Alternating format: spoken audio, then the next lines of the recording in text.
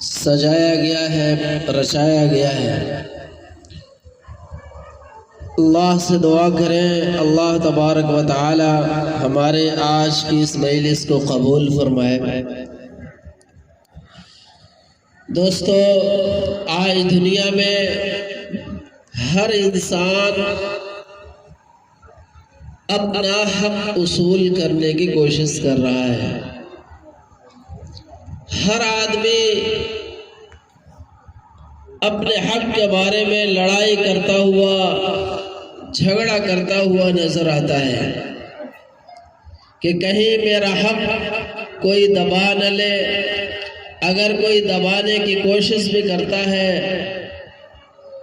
تو ہم یہاں سے لے کر کورٹ کچہریوں تک معاملہ کی تصفیہ کرتے ہیں، اور جب تک اپنا حق نہیں لے لیتے اس وقت تک چین سے نہیں بیٹھتے۔ ہونا بھی چاہیے کہ ہر حق والے کا اس کا حق دیا جائے۔ وَآتُوا ذِي الْحَقِّ حَقَّهُ۔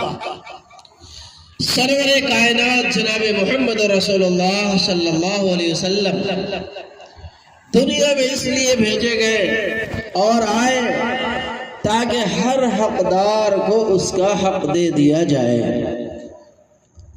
کوئی کسی کا حق نہ مارے۔ دوستو، آج ہم سب کے جو اولاد ہیں، بچے ہیں، چھوٹے ہیں، یہ بول نہیں سکتے، ان کے پاس طاقت نہیں ہے کہ اپنا حق مانگیں۔ دوستو، ماں باپ پر بھی بچوں کا حق ہے۔ آج ہر گارجین ان بچوں کا حق دبائے بیٹھا ہے۔ یہ بچے اپنا حق مانگ نہیں سکتے، اصول نہیں کر سکتے، لڑ نہیں سکتے، اس لیے آج ماں باپ ان کا حق نہیں دیتے۔ وہی ماں باپ، وہی گارجین جو ان بچوں کا حق نہیں دیتے، کل ہو کر کے جب اپنا حق ان بچوں سے لینے کا وقت آتا ہے تو روتے ہوئے نظر آتا ہے۔ کہتے ہیں کہ ہم اپنی اولاد سے پریشان ہو گئے، اس نے ہمارا کہنا نہیں مانا، ہماری خدمت نہیں کی۔ جس سے بھی ملتے ہیں یہی بات کرتے، یہی چرچا کرتے، اور عالم علماء سے ہم لوگ دعائیں کراتے نظر آتے۔ افسوس کی بات ہے کہ آج ان بچوں کا حق ادا کرنے میں ہم کوتاہی برت رہے ہیں۔ ماں باپ پر بچوں کے 4 حقوق ہیں۔ مختصر طور پر عرض کرتے ہیں تاکہ ہم دھیان سے سنیں، ان کا حق ادا کریں۔ بچپنے میں جب ہم ان کا حق ادا کریں گے تو کل ہو کر کے بھی یہ ہمارے حق کی ادائیگی کرنے والے بنیں گے۔ ماں باپ پر ان بچوں کے 4 حقوق ہیں۔ پہلا حق تو یہ ہے کہ ان کا اچھا نام رکھا جائے۔ جب پیدا ہو تو اچھے نام کی تجویز کی جائے۔ صحابہ کرام، انبیاء کرام کے نام پر نام رکھا جائے، صحابہ کرام کے نام پر نام رکھا جائے، عشرہ مبشرہ جن کو دنیا ہی میں آقا صلی اللہ علیہ وسلم نے جنتی ہونے کی بشارت دی، ان کے ناموں پر نام رکھا جائے، صحابیات کے نام پر نام رکھنے کی کوشش کی جائے۔ کیوں؟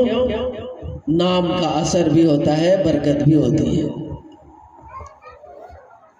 آج ہمارے معاشرے میں جو نام تجویز کیا جاتا ہے، ایسا الگ آئٹم کا کہ کوئی ایسا نام ہمارے معاشرے میں نہ ہو، گاؤں نگر میں نہ ہو، محلے میں نہ ہو، پنچایت گھر میں ایسا کوئی نام نہ ہو، ایسا نام چننے کی کوشش کرتے ہیں۔ جبکہ نبی پاک علیہ السلام کی بیٹی ام کلثوم اور خود پھر جو ہے فاطمہ رضی اللہ تعالیٰ عنہ کی جو بیٹی ہوئی، ان کا نام بھی ام کلثوم۔ صحابہ کرام میں آپ دیکھیں گے عبداللہ نام کے بہت سارے صحابہ کرام مل جائیں گے۔ نبی پاک علیہ السلام نے فرمایا سب سے بہتر، سب سے عمدہ، سب سے اچھا نام وہ ہے جس میں عبد لگا ہوا ہو۔ عبداللہ، عبد الرحمن، یہ اللہ کو نام بڑا پسند ہے۔ صحابہ کرام میں عبداللہ ابن ابی بکر، عبداللہ ابن عمر، عبداللہ ابن زید، اس طرح نام بہت سارے صحابہ کرام میں تھے۔ کل قیامت کے دن بھرا مجمع ہوگا، سارے لوگ وہاں موجود ہوں گے، نام لیا جائے گا اس کا بھی اس کے ابا کا بھی۔ نام اگر اچھا نہیں ہو، پنٹو نام رکھ دیا ہم نے، بٹو نام رکھ دیا، عجیب عجیب نام سننے میں آتا ہے، ہنسی بھی آتی ہے اور شرم بھی آتی ہے کہ ہم لوگ ایسے نام رکھتے ہیں۔ اس لیے دوستو اچھے نام رکھنے کی کوشش کیا جائے، نام کے اثرات اور برکات بھی ذات پر پڑتے ہیں۔ دوسرا حق ماں باپ پر بچوں کے 7ویں دن عقیقہ کیا جائے۔ جب بچہ 7 دن کا ہو جائے تو خوشی میں عقیقہ کیا جائے۔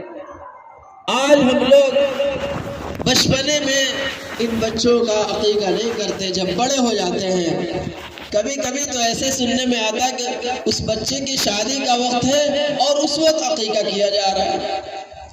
بعض مرتبہ ایسے بھی سننے میں آیا کہ خود ماں باپ دنیا سے چلے گئے، اب یہ لڑکا خود اپنا عقیقہ کر رہا ہے، فون کر رہا ہے کہ ہمارا عقیقہ ہم خود کر رہے، ہو جائے گا۔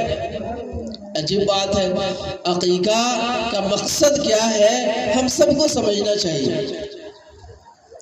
نبی پاک علیہ السلام نے حضرات حسنین، حضرت حسن اور حضرت حسین رضی اللہ تعالیٰ عنہما کا عقیقہ 7ویں دن فرمایا۔ عقیقہ کا مقصد ہے کہ بچپنے میں بچوں پر جو مصیبتیں، پریشانیاں، دقتیں آ رہی ہیں سب اللہ اس کی وجہ سے دور فرما دیتا ہے۔ اور دوسرا بڑا مقصد کہ اللہ تبارک و تعالیٰ نے یہ اولاد نعمت کے طور پر نصیب فرمائی، اس کے شکرانے میں ہم اللہ کے دربار میں ہم نذرانہ پیش کریں جانوروں کا۔ تو پیدائش کی خوشی تو ماں باپ کو ہوتی ہے، نہیں کہ خود اپنی خوشی، اپنی پیدائش کا اپنی خوشی ہو۔ اس لیے ماں باپ پر بچوں کا عقیقہ ہے کہ بچوں کا عقیقہ ماں باپ کریں۔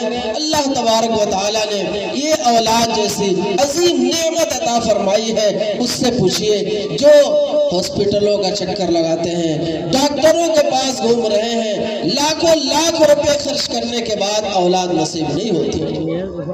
اللہ تبارک و تعالیٰ نے اولاد عنایت فرمائی ہے، اس لیے عقیقہ کیا جائے۔ لڑکوں کے لیے 2 جانور اور لڑکیوں کے لیے 1 جانور، یہ شریعت کے اندر مقرر فرمایا گیا ہے۔ 7ویں دن عقیقہ کرنا چاہیے۔ اگر 7ویں دن کسی وجہ سے نہ ہو سکا 14ویں دن، ورنہ 21ویں دن، ورنہ بچپنے میں کر ہی دینا چاہیے۔ آج کل لوگ چھٹیار کرتے ہیں، غیروں کے نقالی میں ہم لوگ آگے بڑھتے ہوئے نظر آتے، پتہ نہیں ادھر کرتے کہ نہیں، ادھر جو ہے چھٹیار کرتے 6ٹھے دن میں، اور بہت سارے اخراجات کرتے جو شریعت سے ہٹ کر کے کام ہے۔ شریعت میں حکم ہے، اسلام میں طریقہ جو بتلایا گیا ہے، آقا صلی اللہ علیہ وسلم نے جو کیا وہی طریقہ پسندیدہ اور محبوب ہے۔ اس کے علاوہ جو بھی طریقے اختیار کیے جائیں وہ غلط ہے، اس کا ثواب بھی نہیں ملے گا، الٹا وبال بھی ہوگا۔ تو دوسرا حق جو ہے ماں باپ پر 7ویں دن عقیقہ کرنا۔ اور تیسرا بڑا حق ان کو دینی تعلیم سے آراستہ کرنا، اچھی تربیت کرنا، اچھی تعلیم دینا، یہ ماں باپ پر بڑا حق ہے۔ آج جو ہے ان بچوں کو دینی تعلیم نہیں دے کر کے ہم کہیں نہ کہیں ان پر ظلم کر رہے ہوتے ہیں، جبکہ تعلیم اس امت کے لیے، امت مسلمہ کے لیے فطرت میں داخل ہے اور فرض ہے۔ نبی پاک علیہ السلام جب غار حرا میں تھے اور مہینوں عبادت کیا کرتے تھے، گھر بار چھوڑ کر کے غار حرا کے اندر جب پہلی وحی نازل ہوئی ہے، اقرأ باسم ربک الذی خلق، خلق الانسان من علق، اقرأ وربک الاکرم الذی علم بالقلم، یہ 5 آیتیں سب سے پہلے نازل ہوئی۔ اس 5 آیتوں میں سب سے پہلی آیت کے اندر پہلا پیغام انسانیت کے نام جو آیا، اس میں پڑھنے کا تذکرہ ہے، پڑھو اپنے پروردگار کے نام سے، شروعات ہو رہی ہے پڑھنے۔ آپ اندازہ کر سکتے ہیں کہ اسلام کی بنیاد 5 چیزوں پر ہے: کلمہ طیبہ، لا الہ الا اللہ محمد رسول اللہ، پھر نماز، زکوٰۃ، حج۔ اسلام کی بنیاد یہ 5 چیزوں پر ہے۔ جس کے بغیر ایمان کا تصور نہیں ہے، کامل ایمان نہیں ہے، لیکن ان میں سے کسی کا تذکرہ نہیں۔ اسلام کے دین کے بڑے 5 اہم شعبے، عقائد، عبادات، معاملات، حسن معاشرت، اخلاق، کسی شعبے کا تذکرہ نہیں ہو رہا ہے۔ تذکرہ ہو رہا ہے تو علم کا، اقرأ باسم ربک الذی خلق، پڑھو اپنے پروردگار کے نام سے جس نے تم کو پیدا کیا۔ اپنے رب کو نہیں بھولنا ہے۔ کیا پڑھو؟ آگے پڑھو اپنے پروردگار کے نام سے۔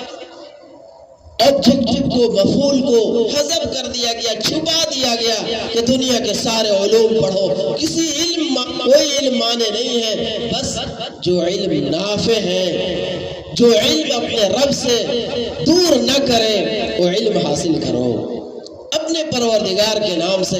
ہمیشہ اپنے رب کو یاد رکھنے کی کوشش کرو، ورنہ دنیا کے سارے علوم حاصل کر سکتے ہیں۔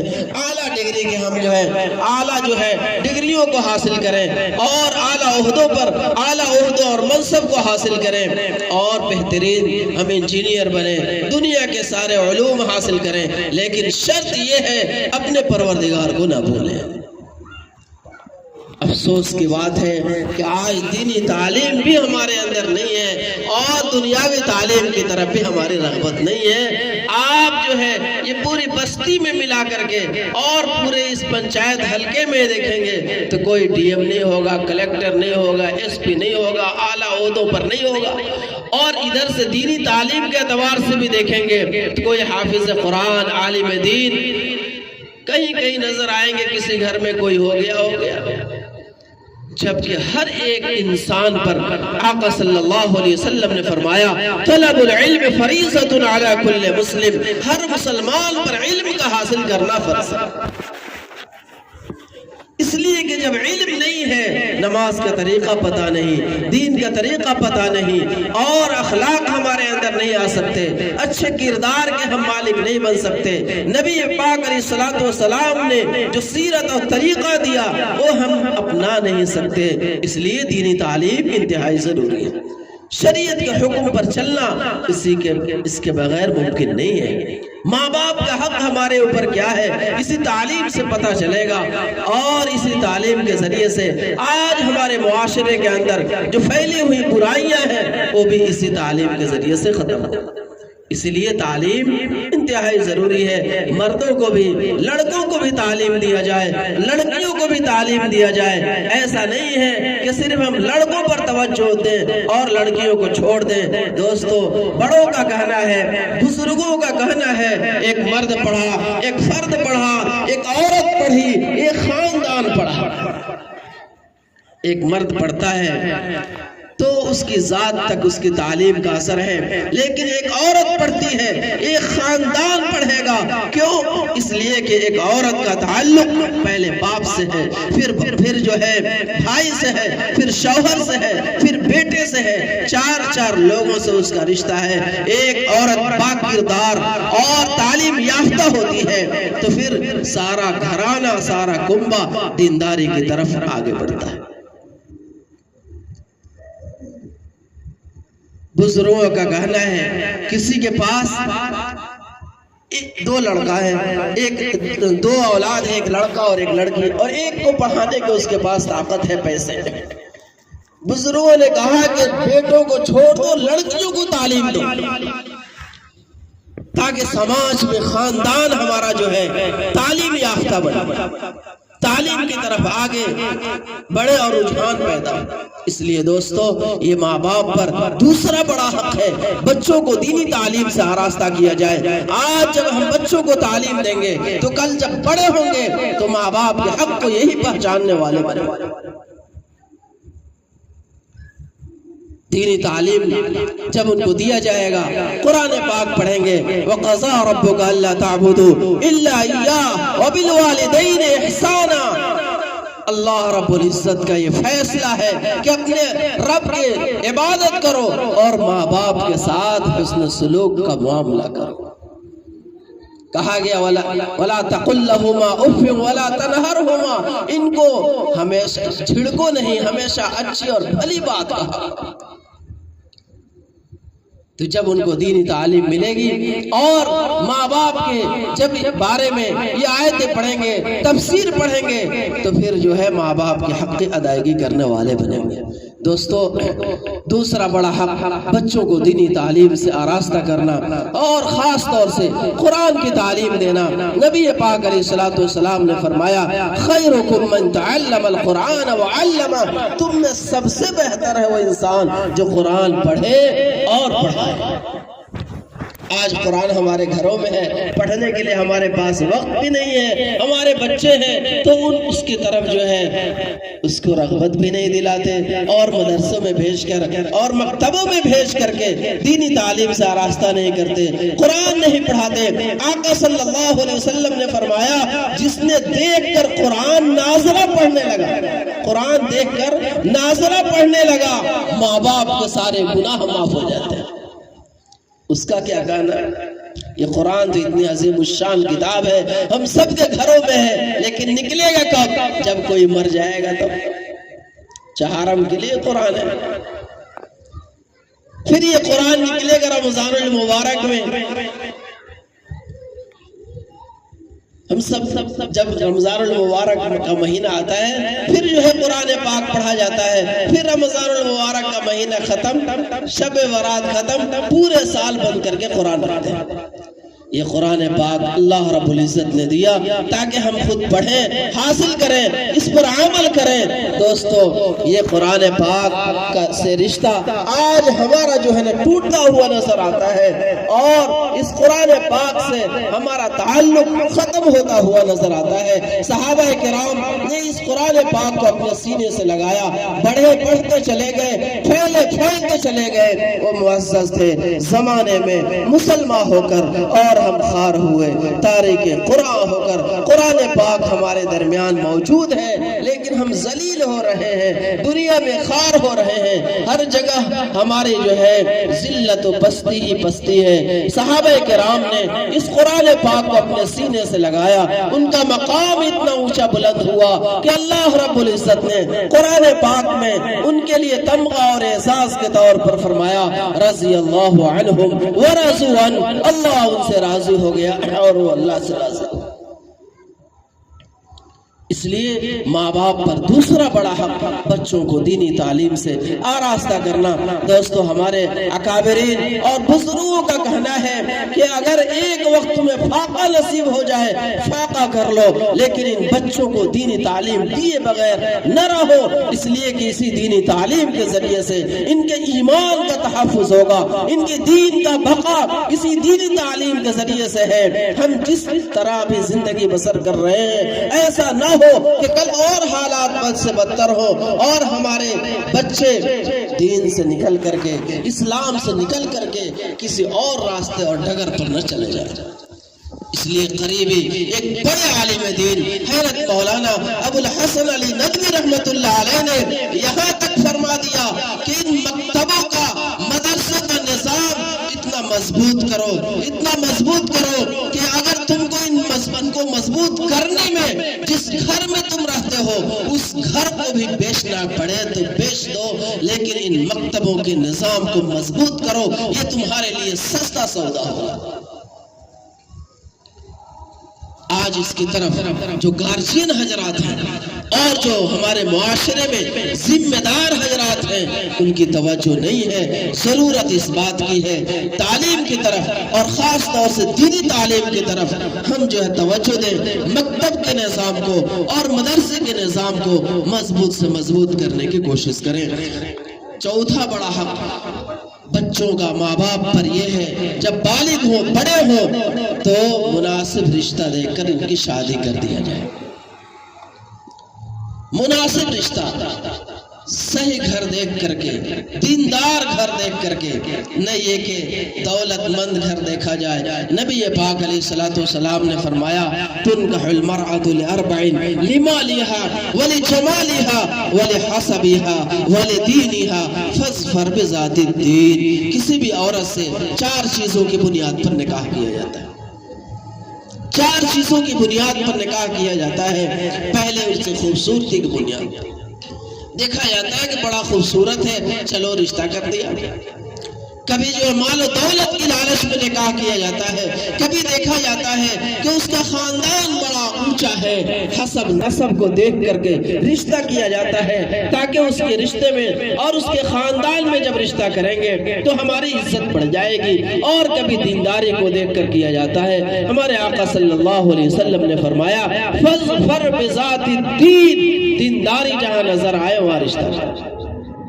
آج تو دینداری نہیں دیکھا جاتا، دیکھنے والے آتے ہیں، انتخاب کیا جاتا ہے لڑکی کے لیے یا لڑکے کے لیے، تو دیکھا جاتا ہے سب سے پہلے اس کا گھر کیسا ہے، پیسے 2 روپے آ رہے ہیں کہ نہیں آ رہے، اس کی بلڈنگ ہے یا نہیں، زمین جائیداد ہے یا نہیں، یہ سارے جو ہے نا ہم دیکھ لیتے، لیکن اس کے دین کے بارے میں کبھی نہیں دیکھتے کہ لڑکا نمازی بھی ہے یا نہیں، اللہ کا خوف اس کے دل میں ہے یا نہیں، اللہ سے ڈرتا بھی ہے کہ نہیں۔ لڑکے والے ہیں، دیکھتے ہیں کہ بڑا بلڈنگ والا ہے، بڑی جائیداد والا ہے، کمپنیوں کا مالک ہے، اس کے یہاں رشتہ کریں گے تو پھر جو ہے نا تلک اور جہیز میں بہت سارے سامان ملیں گے، ہمارا گھر بس جائے گا، آباد ہو جائے گا۔ پہلی نظر میں ہماری توجہ اس پر ہوتی ہے، حالانکہ نبی پاک علیہ الصلوۃ والسلام نے فرمایا مال و دولت کی بنیاد پر کسی بھی لڑکی سے نکاح نہ کیا کرو۔ آقا صلی اللہ علیہ وسلم نے فرمایا من تزوج امرأة لمالها لم يزد اللہ الا فقرا، جو کسی عورت سے مال کی لالچ میں نکاح کرے اللہ اس کو ذلیل، اللہ اس کو فقیر بنا دے گا۔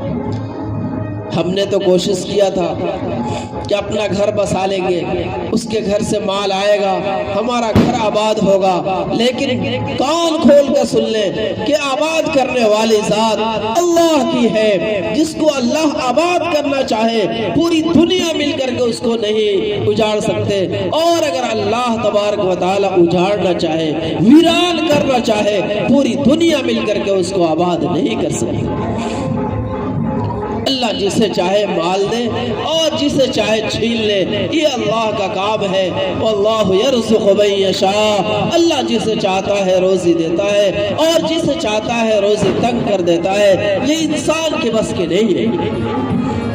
آج ہم لوگوں نے سوچا کہ ہم مال و دولت کی بنیاد پر نکاح کر لیں، ہمارا گھر آباد ہو جائے گا اور تلک جہیز ہمارے گھر میں آئیں گے، پھر اس کی وجہ سے ہماری پریشانیاں ختم ہو جائیں گی، لیکن ہم نے نہیں سوچا یہ تلک اور جہیز ناجائز اور حرام ہے، اس کا لینا اور دینا دونوں حرام ہے۔ علماء نے لکھا یہ رشوت ہے، اور آقا صلی اللہ علیہ وسلم نے فرمایا الراشی والمرتشی کلاہما فی النار، رشوت لینے والا بھی جہنمی اور رشوت دینے والا بھی جہنمی۔ آج ہمارے معاشرے میں یہ کچھ لوگ سمجھتے ہیں چلو بڑا اونچا خاندان ہے، اس خاندان میں رشتہ کر لیا جائے، پھر اس کی وجہ سے ہمارا خاندان بھی اونچا ہو جائے گا، ہماری ناک اونچی ہو جائے گی، ہماری عزت بڑھ جائے گی۔ لیکن ہم نے سوچا نہیں کہ عزت دینا اور ذلت دینا یہ اللہ کا کام ہے۔ وَتُعِزُّ مَن تَشَاءُ وَتُذِلُّ مَن تَشَاءُ، اللہ جسے چاہے عزت دے، اللہ جسے چاہے ذلت دے دے۔ نبی پاک علیہ السلام نے فرمایا من بطا عملہ لم یسرع عنہ نسبہ، جس کا عمل اس کو پیچھے ڈھکیل دے اس کا نسب آگے نہیں بڑھا سکتا ہے۔ حسب نسب اور خاندان اور یہ برادریاں یہ عزت کے لیے نہیں ہے۔ آج جو ہے جو بھی کیٹیگری ہم بنائے ہوئے ہیں، یہ سید صاحب ہیں، شیخ صاحب ہیں، انصاری صاحب ہیں، منصوری صاحب ہیں، یہ ساری برادریاں اللہ نے انٹروڈکشن کے لیے بنایا۔ یا ایھا الناس انا خلقناکم من ذکر و انثی وجعلناکم شعوبا وقبائل لتعارفوا ان اکرمکم عند اللہ اتقاکم، ہم نے جتنے یہ قبیلے اور برادریاں بنائی یہ تو انٹروڈکشن کے لیے، تعارف کے لیے، اللہ تعالیٰ کے نزدیک اس کا مقام سب سے اونچا ہے جس کے دل میں تقوی ہے، خوف الہی ہے، پرہیزگاری ہے۔ ان اکرمکم عند اللہ اتقاکم، اس لیے جو حضرات اونچے خاندان میں نکاح کریں تاکہ ہماری عزت بڑھ جائے، نبی پاک علیہ الصلوۃ والسلام نے فرمایا من تزوج امرأة لعزها لم يزد اللہ الا ذلا، جو کسی عورت سے عزت کے لیے نکاح کرتا ہے اللہ اس کو ذلیل و خوار کر دیتا ہے۔ کچھ لوگ دینداری دیکھتے ہیں، نبی پاک علیہ الصلوۃ والسلام نے فرمایا دینداری کو ترجیح دینا، اس لیے کہ اس سے گھر آباد ہوگا اور جو ہے رشتے قائم ہوں گے، مضبوط ہوں گے، آپ سے محبت اور تعلق پیدا ہوگا، رشتے میں دراڑ نہیں پیدا ہوگا۔ حضرت حسن بصری رحمت اللہ علیہ 120 صحابہ کو انہوں نے دیکھا، بصروں کے امام ولی حضرت حسن بصری رحمت اللہ علیہ ان کا ایک شاگرد تھا، وہ آیا ان کے پاس، کہا کہ میری ایک بیٹی ہے، اس کا رشتہ آ رہا ہے، بڑے بڑے لوگوں نے رشتہ بھیجا، یہاں تک کہ وقت کا بادشاہ نے اپنے شہزادے کے لیے رشتہ بھیجا ہے، میں کہاں رشتہ کروں؟ بڑے پوائنٹ کی بات انہوں نے کہا کہ سنو، دیندار دیکھ کر کے نکاح کرنا، پرہیزگار دیکھ کر نکاح کرنا، جس کے دل میں اللہ کا خوف ہے ایسا رشتہ دیکھ کر کے نکاح کرنا۔ کیوں؟ اس لیے کہ اگر تمہاری بچی خدا نخواستہ اس کو ناپسند آ گئی تو پھر اللہ کے خوف کی وجہ سے اس پر ظلم نہیں کرے گا، اور اگر پسند آ گئی تو نور نالا نور۔ آج ہمارے معاشرے میں طلاق کی شرحیں زیادہ ہے، گھر اجڑ رہا ہے اور گھر تباہی کے دہانے پر ہے، دینداری نہ ہونے کی وجہ سے، خوف الہی اور پرہیزگاری نہ ہونے کی وجہ سے۔ اگر پرہیزگاری ہوگی، خوف ہوگا تو میاں بیوی دونوں ایک دوسرے کے حق کی ادائیگی کرنے کی کوشش کریں گے، میاں بھی عورت کا حق ادا کرے گا، عورت بھی مرد کا حق ادا کرنے کی کوشش کرے گی۔ آج جو ہے ہمارے گھر اجڑ رہے ہیں اور طلاق پر طلاق پڑتی جا رہی ہے، اور جو ہے ہمارے بچے یتیم ہو رہے ہیں، اس کی وجہ دینداری نہیں ہے، خوف الہی نہیں ہے، ایک دوسرے کے حق کی پاسداری بھی نہیں ہے۔ نبی پاک علیہ الصلوۃ والسلام نے فرمایا خیرکم خیرکم لأہلہ، تم میں سب سے اچھا ہے وہ انسان جو اپنے بیویوں کے لیے اچھا ہو، ہر آدمی اپنے بیویوں کے لیے اچھا ہو، آدر سمان کرے، عزت احترام کرے، بھلائی کا معاملہ کرے۔ نبی پاک علیہ الصلوۃ والسلام نے آخری جو وصیت فرمایا استوصوا بالنساء خیرا، ہمیشہ عورتوں کے ساتھ بھلائی کی وصیت قبول کرو۔ یہاں تک کہ شریعت میں کہا گیا محبت کے ساتھ بیوی کے منہ میں لقمہ ڈالنا یہ بھی صدقے کا ثواب ہے۔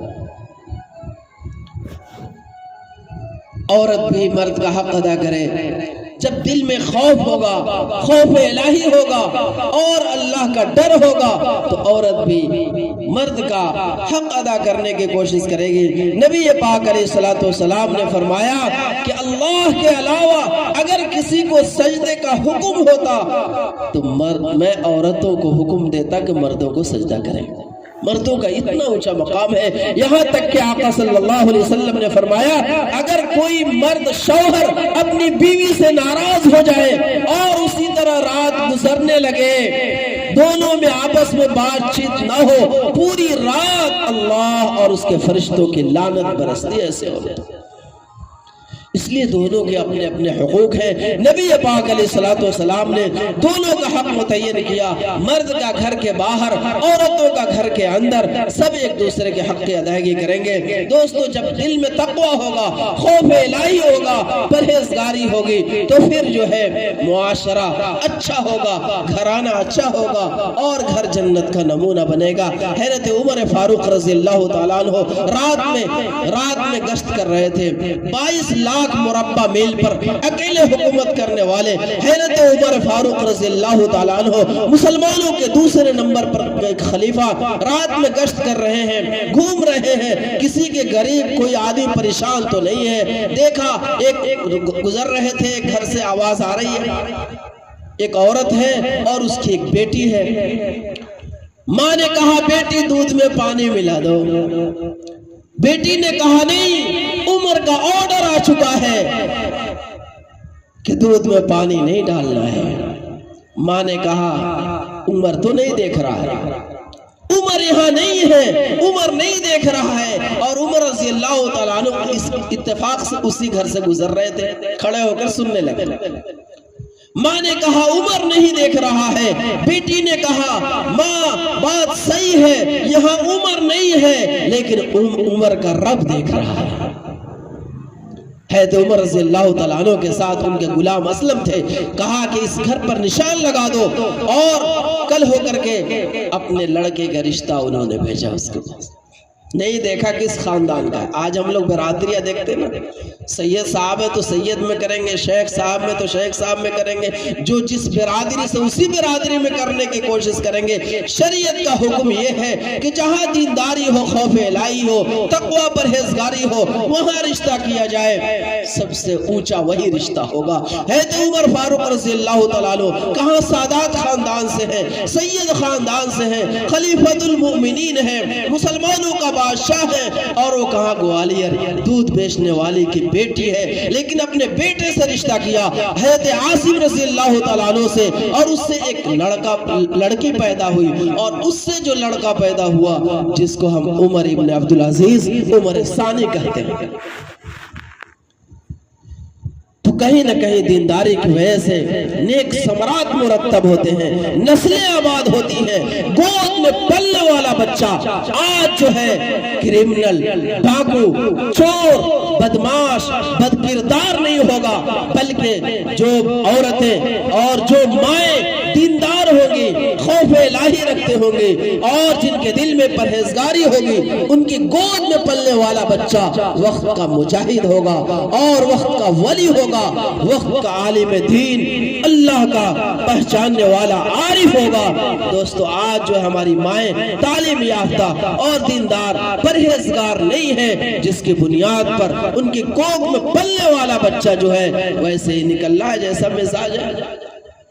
ہم اگر موبائل پر سیریل دیکھ رہے ہوں گے تو بچے کے مزاج میں کیا ہوگا وہی ہوگا۔ اگر ماں مصلی پر ہوگی، بچہ دیکھے گا ماں مصلی پر ہے، دعائیں کر رہی ہے، تو پھر بچہ تو وہی سیکھے گا۔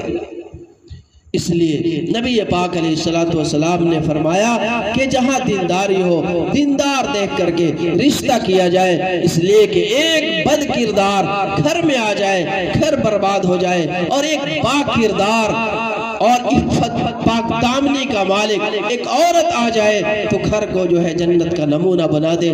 دوستو یہ چار حق ماں باپ کے بچوں کے اوپر، ایک تو اچھا نام رکھا جائے، دوسرا 7ویں دن عقیقہ کیا جائے، اور تیسرا دینی تعلیم سے آراستہ کیا جائے، اور چوتھا جب بالغ ہو جائے تو پھر صحیح مناسب جگہ دیندار گھرانہ دیکھ کر کے رشتہ کر دیا جائے۔ جو ماں باپ ان بچوں کے حق ادا کریں گے بچپنے میں، کل ہو کر کے ان بچوں سے خوشی محسوس کریں گے، اور یہی بچے ان کے حق ادا کرنے والے بنیں گے۔ اگر ہم ان بچوں کے حق ادا نہیں کیے تو کل روتے ہوئے نظر آئیں گے، اور 10 آدمی سے کہتے ہوئے نظر آئیں گے کہ ہمارے بچے افلاطون بن گئے ہیں، ہماری قدر نہیں کرتے، ہماری خدمت نہیں کرتے۔ اس لیے ضرورت اس بات کی ہے ان بچوں کے حقوق کی ادائیگی کیا جائے، اور دینی تعلیم سے آراستہ کیا جائے۔ دعا کریں اللہ تعالی ہمیں ان باتوں پر عمل کرنے کی توفیق نصیب فرمائے، آمین یا رب العالمین، وآخر دعوانا ان الحمدللہ۔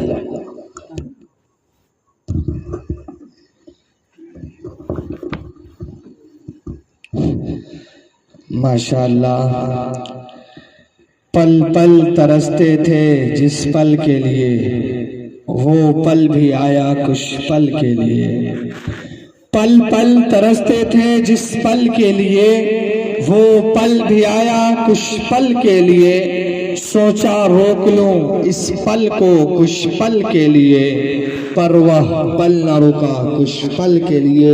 یہ تھے جناب حضرت مولانا مفتی موسیٰ صاحب قاسمی، سابق استاذ امارت شرعیہ فلواری شریف پٹنہ، جو کہ بڑی خوبصورت اور شاندار انداز میں باطن شکن لب و لہجے میں چوکٹ کے اندر سے لے کر چہار دیواری کے باہر تک تمام ہمارے گھریلو مسائل کو سامنے رکھ رہے تھے، اور اس کے بگاڑ کو اور اس کا حل بتا رہے تھے۔ کبھی بیٹیوں کے حوالے سے انہوں نے بات کہی کہ بڑا دلکش دلکش ہے یہ منظر مگر اچھا نہیں لگتا، بڑا دلکش ہے یہ منظر مگر اچھا نہیں لگتا، تمہارے بن نہ جانے کیوں سفر اچھا نہیں لگتا، بڑا دلکش ہے یہ منظر مگر اچھا نہیں لگتا، تمہارے بن نہ جانے کیوں سفر اچھا نہیں لگتا، اور زمانے بھر کی ساری نعمتیں موجود ہو لیکن زمانے بھر کے ساری نعمتیں موجود ہو لیکن اگر بیٹی نہ ہو گھر میں تو گھر اچھا نہیں لگتا، اگر بیٹی نہ ہو گھر میں تو گھر اچھا نہیں لگتا۔ کبھی تعلیم کے حوالے سے انہوں نے بات کہی کہ اس طرح حوصلے آزمایا کرو، اس طرح حوصلے آزمایا کرو، مشکلیں دیکھ کر مسکرایا کرو، اس طرح حوصلے آزمایا کرو، مشکلیں دیکھ کر مسکرایا کرو، اور دو نوالے بھلے کم ہی کھایا کرو، دو نوالے بھلے ہی کم ہی کھایا کرو، اپنے بچوں کو لیکن پڑھایا کرو، اپنے بچوں کو لیکن پڑھایا کرو۔